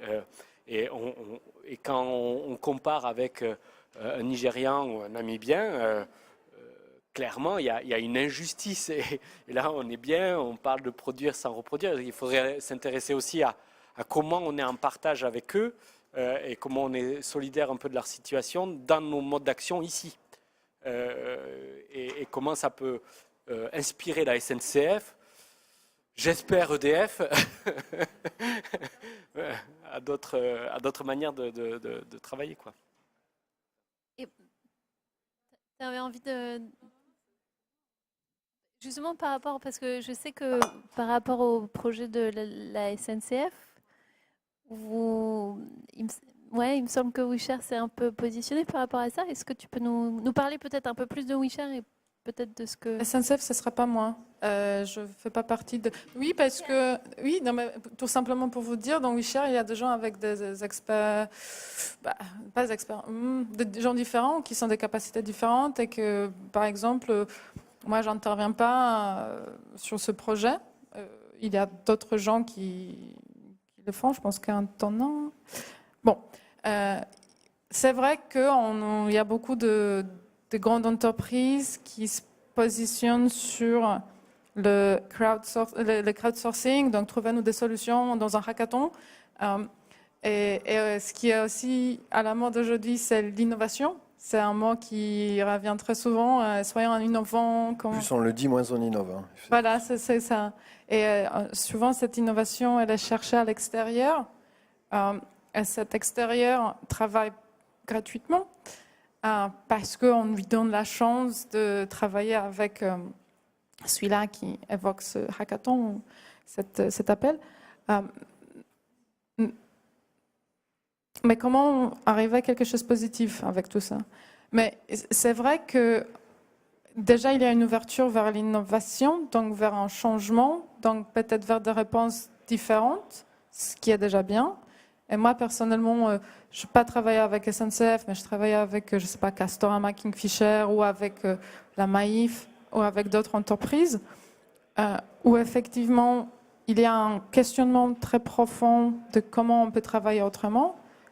Et un questionnement assez positif, de mon point de vue. Un des partenaires de POC21, c'était Munich Re, donc c'est un assureur des assureurs. Donc ils ont un grand jeu à jouer dans le réchauffement climatique, s'il assure les assureurs. Donc il y avait l'assureur, la Maïf, mais Munich Re qui assure les assureurs. Et effectivement, toutes ces entreprises, ils se questionnent comment on travaille autrement, comment faire entrer cette innovation à l'intérieur, comment être plus agile. Donc, il y a cette réflexion. Et moi, je la vois et je pense que ça va peut-être dans le bon sens. Après, bien sûr, ça parle de revenus, de comment on peut gagner ou continuer de gagner l'argent. Mais à moi, la question, ils sont là. Dans WeShare, c'était parti d'un blog plus de Twitter. C'était parti de gens qui avaient une réflexion sur bon, on peut faire autrement, comment on peut faire. Tiens, tu te questionnes que moi, on va boire un verre. Et ça a devenu une communauté où il y a des gens qui se questionnent sur. Pour moi, je suis architecte. Qu'est-ce que fait un architecte dedans? Les gens qui sont faits à l'école, les grandes écoles.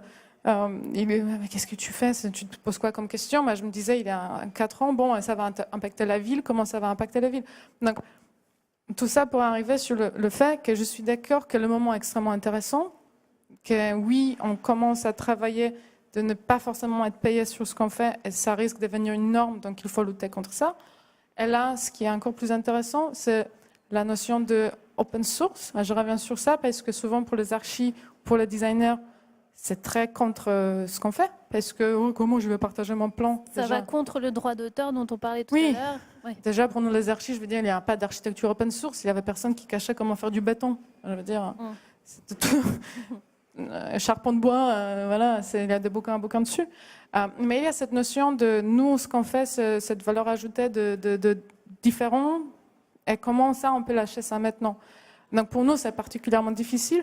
Mais il y a beaucoup de gens qui commencent à travailler, à partager ce qu'ils ont fait, et même en partageant, gagner l'argent. Parce que non seulement qu'ils gagnent, mais ils laissent les autres gens gagner et améliorer ce qu'ils font.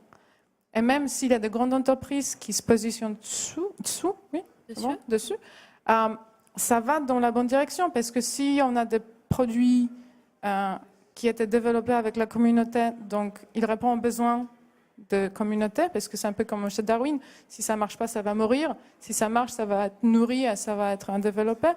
Si ces entreprises, ils proposent ça chez eux, ce n'est pas du black box, ce n'est pas une boîte noire, on sait comment réparer, on a des plans, on a les endroits où on peut le faire, dans l'ensemble, ça va aller dans la bonne direction. Est-ce que tu pourrais nous donner un exemple d'un des projets qui a été développé au sein de POC 21 qui vraiment, un des 12, peut-être celui des douches? Oui, c'est celui-là qui parle le plus vers la grande public. Effectivement, une douche circulaire qui réutilise l'eau. En fait, on chauffe une fois, on se lave, et après, la même eau, elle circule, elle est nettoyée en passage. La douche, elle est bien isolée, donc finalement, on garde la chaleur. Elle devient de moins en moins chaude, mais finalement, on utilise moins d'énergie. Et en plus, on réutilise l'eau qui est purifiée dans sa circulation. La même chose, c'est avec le filtre, sauf que c'est une petite échelle, donc c'est un filtre portable qu'on peut mettre sur n'importe quelle bouteille en espérant que ce n'est pas une bouteille en plastique. Et à utiliser le même système de filtrage d'eau finalement mécanique qui nous permet de boire l'eau de rivière. Et la personne Mauricio, il espère de baisser vraiment le coût de ça pour arriver à 1 euro, plus bas qu'à 1 euro. Ou par exemple, les concentrateurs solaires de Open Source Energy, Open Source Ecology, qui utilisent le vapeur au lieu de... c'est pas la même façon que le panneau solaire, c'est un concentrateur qui chauffe un liquide qui après il peut être utilisé dans certaines petites industries, même pour énergie, mais c'est pas la façon la plus efficace d'utiliser. Ou à Sanzila, c'est un petit prototype de générateur avec des panneaux solaires qui se plient-déplient, qui est très facile à déployer nulle part en Afrique, mais aussi pour faire un cinéma plein air. Et ça continue, il y en a 12. Mais du coup, ce qui est intéressant, c'est qu'au terme donc, de POC 21, notamment sur le projet des douches, il y a eu un positionnement d'une industrie par rapport à ce prototype. Oui, effectivement, il y a un gros positionnement, sauf qu'après, on a des questions de est-ce que les gens ils vont être prêts à accepter que l'eau de leur douche est réutilisée? Il y a une espèce de blocade psychologique, mais oui, il y a beaucoup de gens qui aiment bien ce projet. Il y a Decathlon, je pense, qui étaient intéressés par le filtre, Castorama, Kingfisher sur la douche, la cuisine aussi de collectif Biceps Cultiva, tous qui étaient créés pour l'occasion de POC aussi. C'est un super exemple d'une smart kitchen de cuisine intelligente où il n'y a pas de capteur. Ouais. Elle fait ce qu'elle doit faire, mais elle n'est pas connectée, quoi. Incroyable. L'intelligence grid, un truc de ouf. Oui. L'innovation, L'innovation zéro, totale. quoi. Ouais. Ouais. Donc voilà, effectivement, les gens, ils aiment bien, mais ça parle aussi vers la grande public. Donc on a fait cette expo qui était très friendly, très sympa. On essayait d'être assez ouvert et il y avait 2000 personnes qui sont passées pendant les 2 jours. On était en dehors de Paris, donc il faut prendre un train, une navette, donc ce qui n'était pas facile. Donc on a réussi quand même peut-être à faire entrer ce sujet vers la grande public, mais il y a encore un grand chemin à faire. Clairement. Devant. Non. Du coup, Vincent, j'aimerais bien que tu nous racontes un peu justement le changement d'échelle, parce que là, tu vois, il y a eu un camp, il y a eu toute une organisation pour mettre en scène justement pas seulement le travail, mais aussi le produit de cette coopération entre designers, experts, entrepreneurs, tous les éléments nécessaires à faire émerger des projets et à les professionnaliser étaient présents. Et c'était extrêmement accéléré. Toi, c'est du quotidien. C'est-à-dire, tous les jours, tu n'as que des gens, tu les regardes travailler. Comment tu passes à l'échelle? Je les compte. Tu les comptes, tu surveilles. Comment tu passes à l'échelle? Comment tu vois je pense que la question, c'est... je ne sais pas ce que tu entends par échelle. Est-ce que c'est... quel type de public viennent nous voir? Comment ça fonctionne? Je voulais juste en fait rebondir sur parce que non, bon, d'accord, oui. Alors comment on passe à l'échelle? Alors il y a des gens qui viennent en effet, qui sont droit de rebondir, hein. qui sont soit en effet amateurs. On a plutôt des professionnels, on tend plutôt à ça, à essayer d'accompagner des pratiques de métiers existants vers l'utilisation ou non, en tout cas l'accompagnement de projets. On a parmi les services qu'on propose, on propose que les gens achètent pas forcément leurs meubles, mais participent à la fabrication, donc vivent l'expérience de leurs meubles. Sur ça. Je serais malhonnête en disant que les gens adorent cette idée-là. Mais finalement, la plupart de notre économie fonctionne beaucoup sur une économie assez classique. Les gens veulent un peu de notre histoire, veulent du meuble fabriqué chez nous et être livrés chez eux. Il y a peu de gens qui viennent réellement participer à la fabrication de leurs meubles. Quand bien même on essaie de scénariser ça, la question du goût de l'effort, en tout cas de la pénibilité, elle est vraiment au cœur du problème. Ça me repensait au Castor dans les années 60, où on avait vendu l'idée de fabriquer soi-même des communautés, les maisons. On voyait bien qu'en termes d'enjeux sociaux, est-ce que ça produit? Même, ce n'était pas forcément évident. Donc la pénibilité reste toujours un curseur important dans la participation au faire. Donc c'est un service, hein, c'est avec la Camif qu'on fait ça, voilà, vous pouvez cliquer, faire son meuble. Alors on fait un choix je ne sais pas s'il est fort ou pas, c'est qu'on ne veut pas livrer. On veut que les gens viennent sur place pour valider la fabrication. Voilà, on ne fait pas de livraison, c'est pas qu'on ne veut pas participer, mais c'est que de toute façon l'échelle de notre production ne correspond absolument pas à des types de livraison. Si on commande à pot, on ne pourra pas commander de pot. Voilà. Malheureusement, il y aura sûrement une autre fabrique qui fabriquerait, qui se mettra en place et qui pourra fabriquer. Donc on accompagne plutôt des pratiques très modestement. Hein. On a des outils, on n'a pas des outils qui sont extraordinaires.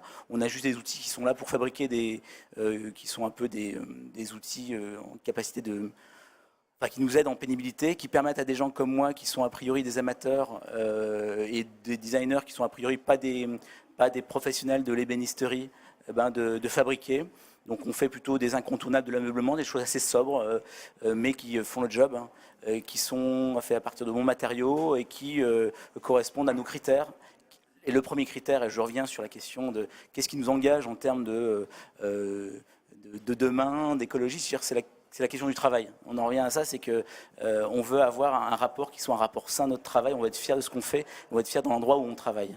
Et ça peut paraître assez loin de nos préoccupations, peut-être de la COP, mais je pense en même temps qu'à partir du moment où on est dans un espace de travail où on se sent bien, qu'on est fier de ce qu'on fait et qu'on a une conscience politique, sociale de ce qu'on fait, d'un coup, on devient un acteur presque de façon naturelle.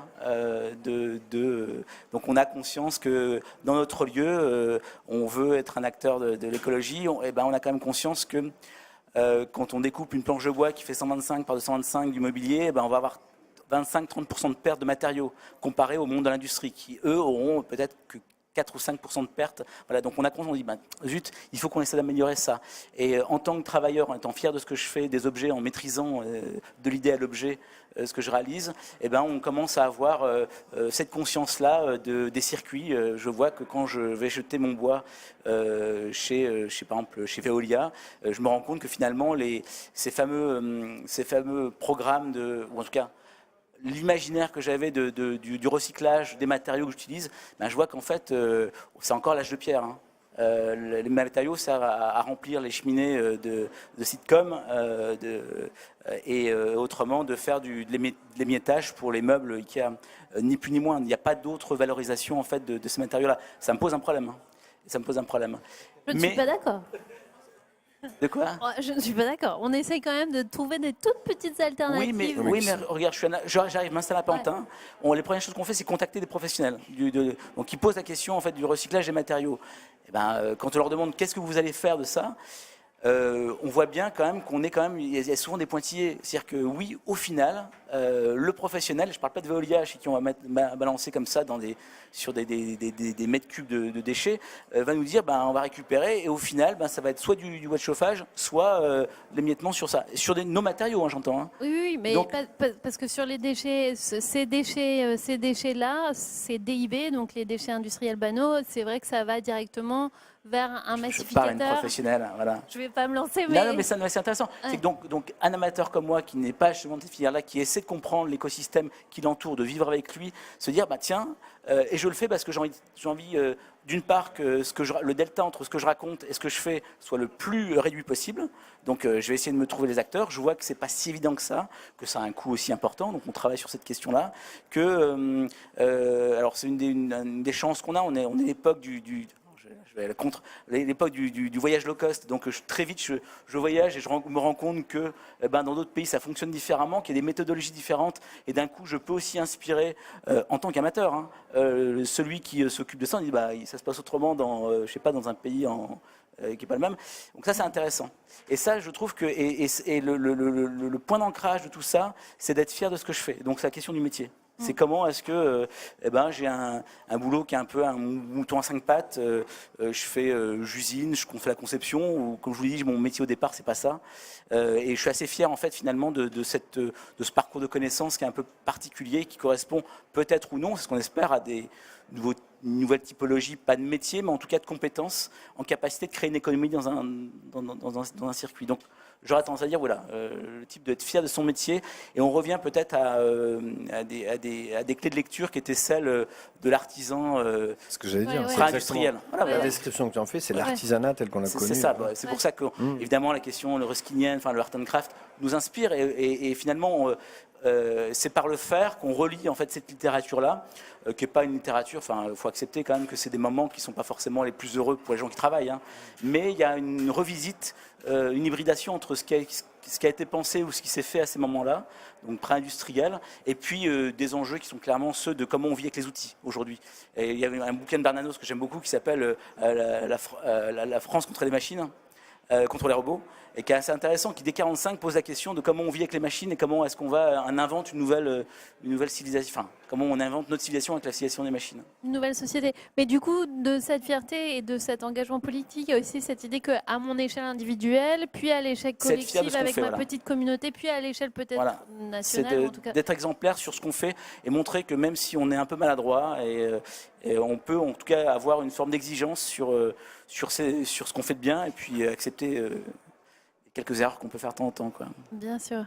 Et du coup, l'artisanat, ça vous concerne d'une certaine façon Nous, ça nous concerne par rapport notamment au savoir-faire dont je parlais tout à l'heure. C'est-à-dire que ce qui nous entoure, l'histoire même de l'architecture est très dépendante des savoir-faire. Donc bien sûr des nouveaux matériaux. Quand il y a l'acier et le verre qui permettent de faire les gares, le Grand Palais, etc. C'est vraiment une révolution technologique qui permet de produire ce qu'aujourd'hui le monde entier vient visiter. Donc en fait, les constructeurs sont toujours adaptés à ces innovations-là. Aujourd'hui, on a le sentiment que les choses changent un petit peu parce que à la fois il va y avoir une raréfaction des ressources.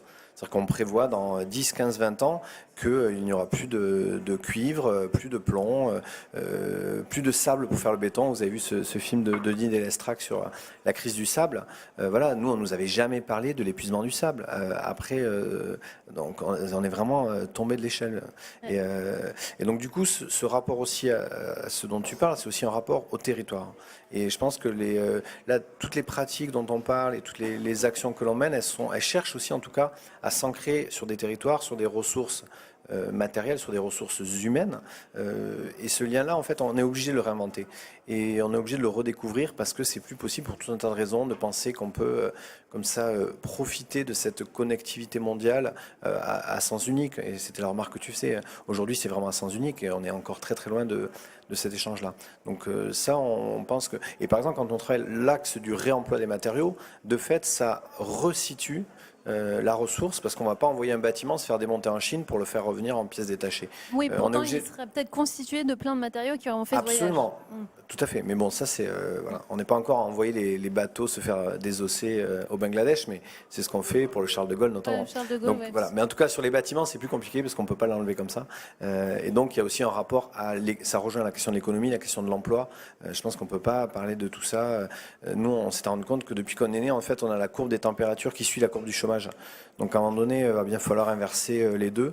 Et voilà, c'est pas possible. Et donc c'est un des défis collectifs. Vous voulez réagir, Eva? Oui, je voulais dire quelque chose par rapport à la question du recyclage, parce que c'est quelque chose, en tant qu'artiste, comme j'ai commencé à travailler avec le carton, et que les matériaux ont un coût, je me pose souvent la question des matériaux, c'est-à-dire de se dire est-ce qu'on les récupère, etc. Et je vois à mon petit niveau quelque chose qui, à mon avis, se passe un petit peu partout, c'est-à-dire que recycler, ça coûte beaucoup d'argent, parce qu'en fait, il faut beaucoup de temps pour recycler. Beaucoup d'énergie. Non, mais du temps, parce que c'est du temps de travail en plus. Et par exemple, je vais donner un exemple, je vais donner 2 exemples concrets en dehors des pratiques sur les œuvres en carton. Alors j'ai refait un balcon, donc j'ai récupéré des morceaux de fer forgé que j'ai réassemblés. Et puis voilà, j'ai fait ce balcon, etc. Mais par exemple, sur une autre œuvre, je voulais utiliser un mécanisme d'horlogerie. Alors le faire aujourd'hui, ça coûte très très cher. Par contre, au puce, on trouve des mécanismes d'horlogerie qui coûtent réellement 10 € avec un travail artisanal absolument incroyable qui, aujourd'hui, si on le faisait produire, en gros, on est dans l'horlogerie suisse et dans des dizaines de milliers d'euros de temps de travail. Mais le réadapter, c'est aussi du temps de travail. Donc c'est vrai que par facilité et par temps, et c'est ce que tu disais tout à l'heure, quand les gens finalement, au fond, on a l'idée qu'on veut faire, mais c'est une telle implication, et c'est vrai que on se retrouve souvent dans cette question du temps liée à la passion. Tout ce qu'on fait par passion, finalement, on ne le compte pas. Mais tout ce qu'on va faire dans un circuit économique, on le compte. Donc, peut-être qu'il faut essayer de... Je dis ça pour tous les gens qui écoutent. Mais peut-être qu'en fait, une des questions du recyclage, ce serait finalement de trouver un emploi, en tout cas d'en faire... presque une obligation qui fait qu'ensuite ces matières sont à nouveau disponibles séparément. Mais on va buter sur la question du temps. C'est l'étalon, en fait, notamment dans les matériaux, c'est ce qu'on découvre à chaque fois, c'est que l'étalon, en fait, qui permet de qualifier un matériau de première main, seconde main, troisième main, en fait, c'est généralement un critère purement économique. Et c'est moins cher aujourd'hui de faire avec du neuf qu'avec du réemploi, ce qui est quand même clairement pas incitatif, quoi. Donc du coup, on est dans une espèce de contradiction où, bien qu'on le sache et qu'on sache, en fait, et que intuitivement on sente qu'on a envie de refaire ou faire avec. La question du moins cher, elle est passionnante parce qu'en fait, est-ce que c'est moins cher à la caisse quand vous payez et que vous avez acheté votre panneau d'OSB qui a peut-être fait 10 000 km, mais à un moment donné, on sait que c'est pas le coût réel de ce panneau-là. Donc c'est là où ça redevient une question globale qui est passionnante, c'est ce qu'on appelle les externalités négatives, c'est-à-dire que tout ce qui va faire qu'un matériau, il va falloir regarder dans quelles conditions il a été extrait, comment les gens qui travaillent sont traités, etc. Et là aussi, on se met des œillères énormes et donc on est tout le temps dans ce fameux c'est moins cher, mais c'est une folie. Oui, mais si tu veux, ça revient à dire produire par Oui, mais et reproduire. en agriculture, c'est ce qui s'est passé avec l'agroécologie que tu connais sûrement, mais où à un moment donné, on pensait aussi que parce qu'on allait surexploiter les sols, on allait baisser les prix de revient avec des gros tracteurs, des charrues très profondes. Aujourd'hui, on se rend compte que à moyen terme et même à court terme, ça marche pas. Absolument. Parce qu'on épuise la ressource, parce qu'on stérilise, parce que comme tu dis, on surexploite et donc ça veut dire qu'on ne va pas transmettre au suivant les conditions de faire. Donc je pense que si nous tous on souhaite faire, on est autant passionnés par l'action de faire, il faut quand même se poser la question de la durabilité Et de l'action de faire ou de ne pas faire. C'était Ou faire le point discrètement. de tout à l'heure, parce que comme le dirait Zero Waste, qui est donc vraiment l'organisation référente sur la question du zéro déchet, zéro gaspillage, le déchet le moins cher, c'est celui qu'on ne produit pas. Donc avant même dans la chaîne, en fait, en termes d'antériorité, il faudrait ne pas produire de déchets et ne pas le penser comme un déchet, parce que c'est un statut juridique en fait. Le déchet, c'est vraiment un critère et un étalon très réglementaire. Du coup, c'est vrai que dans la question de produire, reproduire, la question c'est qu'est-ce qu'on n'accepte pas de reproduire. Si on n'accepte pas de reproduire un déchet, c'est très compliqué, parce que ça veut dire qu'est-ce qu'on fait de ce qu'on fait, en fait, comment on le considère. Et c'est intéressant. Cette question, tu avais envie de rebondir, j'ai l'impression. J'attendais que ce soit fini. Moi, ça m'évoque plusieurs choses. La première, c'est qu'on a essayé de faire, en partant de plus petit, on a essayé de faire un événement à zero waste, comme on dit, où on a recyclé. On utilisait des matériaux recyclés parce que ça coûtait moins cher, d'une certaine manière. Et on a réussi à faire ça. Par contre, c'était quelque chose de très difficile. Et il fallait bien suivre, il fallait travailler avec les gens éduqués. Alors, comment je traite mes déchets? Alors, comment je fais ça? C'est quelque chose qui nécessite un tout petit peu d'éducation. C'était très difficile de faire du zéro déchet parce que c'est... Bon, c'est un rêve. Circulaire et zéro déchet, c'est quelque chose qui illustre, mais c'est très difficile à faire. Parce qu'on perd, bon, c'est difficile, pour dire simplement. Après, il y a des situations. Aujourd'hui, on a la COP21, donc on aime bien de se maquiller en vert. Donc, il y a aussi beaucoup de communication qui est faite autour. Donc, il y a beaucoup d'entreprises qui vont faire du responsable, du green, du machin.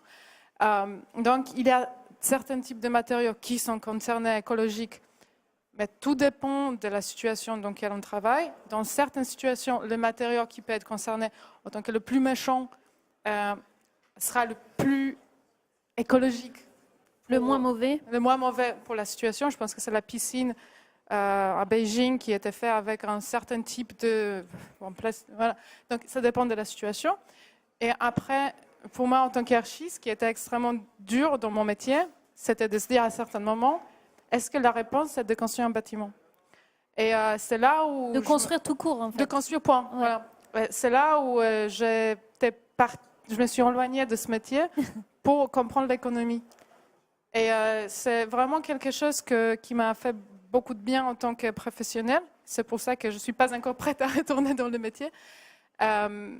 Mais je pense qu'on est en face de questions très profondément de la société, mais parce qu'on veut faire tourner l'économie, donc on veut construire, donc on veut...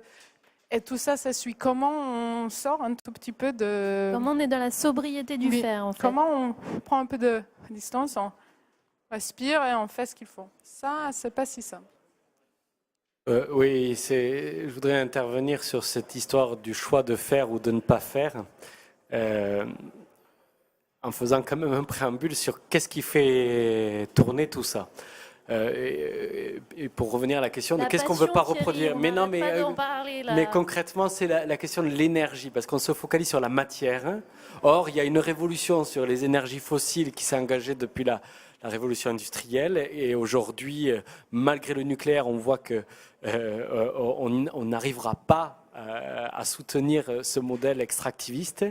Et il faut repenser un monde et un rapport aux choses, aux êtres, qui soit dans une économie circulaire. Bon, pour revenir à l'agriculture, c'est la première énergie des êtres humains, hein, c'est de manger. Sauf qu'aujourd'hui, le coût de l'alimentation est indexé au pétrole. Ce qu'on mange, ce n'est pas finalement des céréales, du riz ou de la viande. Ce qu'on mange, c'est essentiellement du pétrole. Mais vraiment. Ça, c'est... Et donc, si on doit questionner cette histoire d'économie coopérative, de produire sans reproduire, si on essayait de faire l'effort de comment ça existe aujourd'hui dans l'agriculture, voilà, il y a la notion d'agroécologie. Alors, beaucoup de gens disent non, mais ce modèle de l'agroécologie n'est pas possible dans un monde où tous les jours il y a 250 000 personnes de plus. Et qu'il faut de toute manière continuer avec une agriculture intensive, productiviste, etc. Sauf que il y a 2,5 milliards de Chinois et 2 milliards et 1 milliard d'Indiens qui adoptent le menu de l'européen et de l'américain moyen, c'est-à-dire un menu Big Mac, quoi, en gros. Ça, les artistes ont une responsabilité. Je veux dire, vanter la Campbell Soup, la bouteille de coca et continuer à faire l'étalage de la viande sur les vitrines et dire c'est génial, une robe en viande, regardez en faisant du cynisme, je critique quelque chose. Oui, mais en tout cas, les artistes ont une responsabilité aussi à œuvrer de cynisme, à dresser un constat de l'absurdité du monde, à dire bon, mais qu'est-ce qu'on fait là? Je veux dire, la Première Guerre mondiale, c'est bon, l'absurdité. La Seconde Guerre mondiale, hop, rebelote. Sauf que là, ce qui arrive, c'est surpuissant, quoi. Et la question de la migration des populations le démontre. Il est question de changer nos représentations. On ne peut pas continuer, et en tout cas certainement pas, en donnant la pâtée autant à son chien en Californie qu'à des Indiens en Inde. Et nous, en disant... Bon, on invente des nouveaux trucs, une nouvelle économie, ça va y aller, l'économie circulaire, on va inventer des nouveaux mots, etc. Non, ça suffit pas. C'est pas que la question du militantisme. On doit engager. Oui, c'est là où j'entends la nécessité. Ça ne peut pas ne pas être de travailler autrement aujourd'hui, je dirais. Et quelque part, quitte à être précaire, quitte à emmerder le marché de l'art qui ne saura pas quoi faire de nos pièces en carton. Mais non, mais ça c'est un truc, c'est aussi dire, en fait j'en ai rien à foutre qu'on les collectionne ces pièces en carton. J'en ai rien à foutre qu'on achète de la matière, puisque ce qui est important aujourd'hui, c'est le savoir-faire, c'est la beauté du geste dont tu parlais. Et c'est ça, c'est sur quoi il faudrait travailler aujourd'hui, valoriser l'énergie grise, la matière grise, c'est-à-dire en gros cette énergie noire qui nous traverse et qui n'est pas forcément le côté obscur de la force. Voilà, il y a quelque chose peut-être de lumineux et qui soit autre chose que bouffer la pâtée Star Wars. Et franchement, si vous avez à en faire un truc pour la COP21, n'achetez pas de cadeaux à Noël. Enfin, tout simplement, quoi, arrêtez. Je veux dire, allez, on s'engage tous voilà. Ici. Non, mais cela dit, enfin, ce que tu racontes, et moi j'ai l'impression que c'est ce qui nous anime tous, c'est que individuellement, on sait, ce qu'on sait, on ne le croit pas. Quand on se met à 2 ou à 3 et qu'on commence à faire un collectif, on se pose la question justement de est-ce que c'est possible? Et après, il faut que ça atteigne une certaine échelle pour qu'on se sente engagé et partant. Ça, c'est ce qu'on appelle les effets de seuil ou les effets de masse. Donc, ça, c'est la physique. Mais c'est qu'à un moment donné, un effet de masse, c'est des petites actions, mais qui multipliées dans une grande quantité vont permettre de basculer. Et l'effet de seuil, c'est que tout d'un coup, il y a un changement radical, individuel ou collectif, et qui fait qu'on va beaucoup plus vite. Mais ça on n'a pas tellement aujourd'hui la mesure, parce qu'à la fois, on n'a pas vraiment concrètement... on avait fait, par exemple, dans l'exposition Matière Grise, on avait fait une installation sur le CO2, on avait mis une cloche en verre avec rien dedans, et puis on avait marqué CO2, parce que sur l'aspect, en fait, c'est invisible. Et qu'aujourd'hui, tout ce dont on nous parle, en tout cas, nous, peut-être dans nos vies actuelles d'Européens urbains, on n'en a absolument pas conscience. Ah oui, on était en terrasse, on est au mois de novembre, et puis on se retrouve sans manteau, mais c'est anecdotique. Il y a même des gens qui disent mais c'est génial en fait parce que du coup on n'a plus besoin de Mettre du chauffage. Exactement, de mettre du chauffage. Ici, voilà. Et donc, du coup, globalement, il faut quand même qu'on soit d'accord pour le fait de dire qu'on est très peu impacté directement. Et donc, c'est aussi ce qui rend les actions et les changements difficiles. Et c'est ce qu'on a appelé la différence entre le subi ou le choisi. On a la possibilité, collectivement, par rapport à l'intelligence incroyable, et les moteurs dont tu parles, les moteurs de passion, ils sont gigantesques.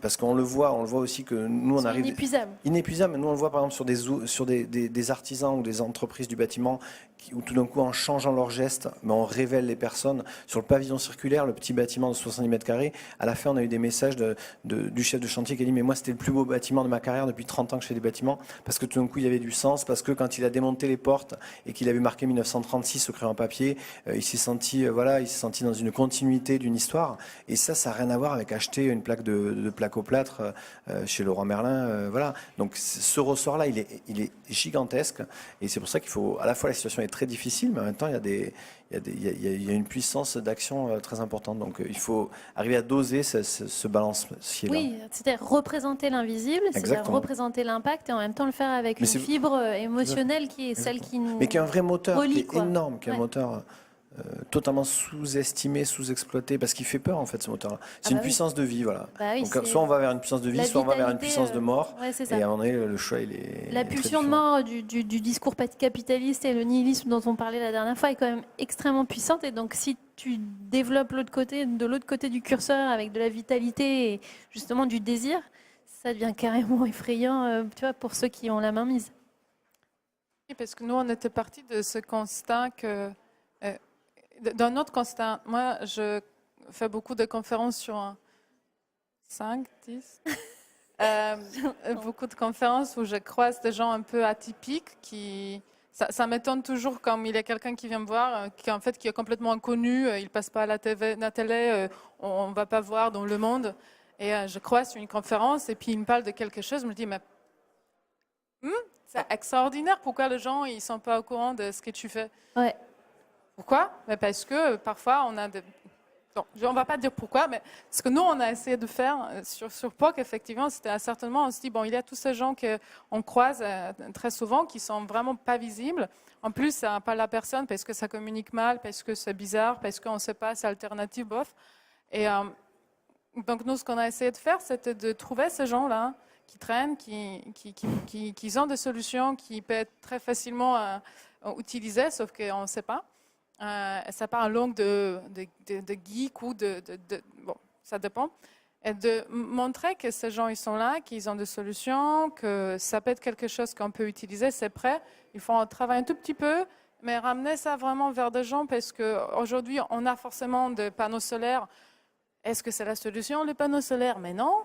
On sait tous, il y a peut-être d'autres. Donc, on fait un énorme marché sur comment on va vendre des panneaux solaires aujourd'hui. Ça se vend bien parce que ça raconte cette histoire d'énergie différente.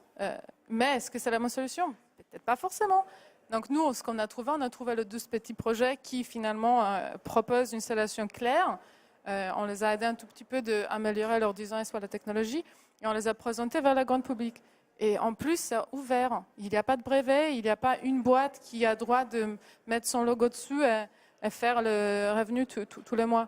Donc, effectivement, il y a des solutions qui sont prêtes à être déployées. Ils ne sont peut-être pas prêts à 100%, mais ils nécessitent un tout petit peu de travail. Donc, je pense qu'il y a des gens qui font des choses, qu'on ne les voit pas parce qu'ils ne sont pas glorifiés comme des grosses stars de...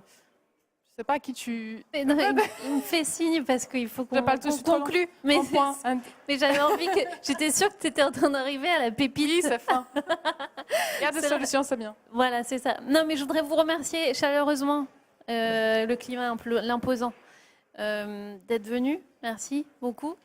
Et merci d'avoir contribué à cette réflexion. Donc, en cours sur la transformation des énergies en énergie... épuisée, épuisante, en énergie vitale, énergisante. Voilà. Merci à Coal, merci Mathieu. Merci aux à gens vous l'antenne. qui étaient présents. Merci pour votre attention. Oui, merci. C'est hyper bizarre d'être mettre son logo dessus et faire le revenu tous les mois. Donc, effectivement, il y a des solutions qui sont prêtes à être déployées. Ils ne sont peut-être pas prêts à 100%.